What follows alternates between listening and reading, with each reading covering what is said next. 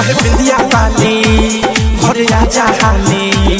तोहरा से रुसल अरे बाबू ठलाली कहे बिंदिया वाली घरे आजा हाली तोहरा से रुसल अरे बाबू ठलाली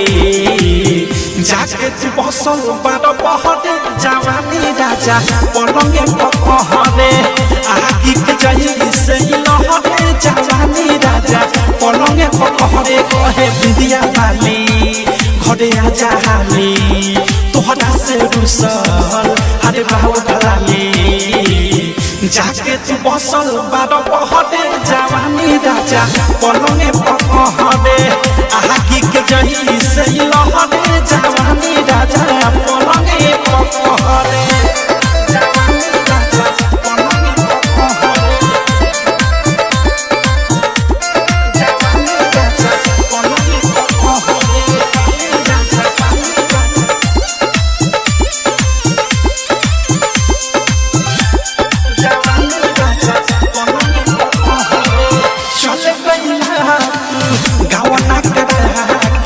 बिरहिन जैसे रोग धरा के घर पकड़ा जा धन कमा के देख न तासा मेहदी के आगे घूमता राजा के सहरे सहरे जवानी राजा पलंगे पकहरे आगी के जैसे लहरे जवानी राजा पलंगे पकहरे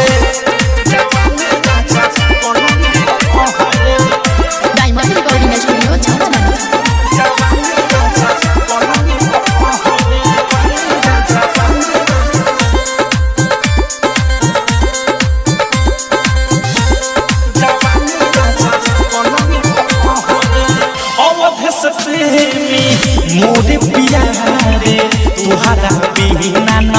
लागे जियारे साथ बुझैला राइटर ने खिल के साधा पुरैला न कबहू दिल के सारा कसूर बाटे तोहरे जवानी राजा पलंगे पकहरे आगे के जाई से लहरे जवानी राजा पलंगे पकहरे बिंदिया वाली घरे आजा हाली तोहरा से रुसल अरे बाबू ठलाली कहे बिंदिया वाली घरे आजा हाली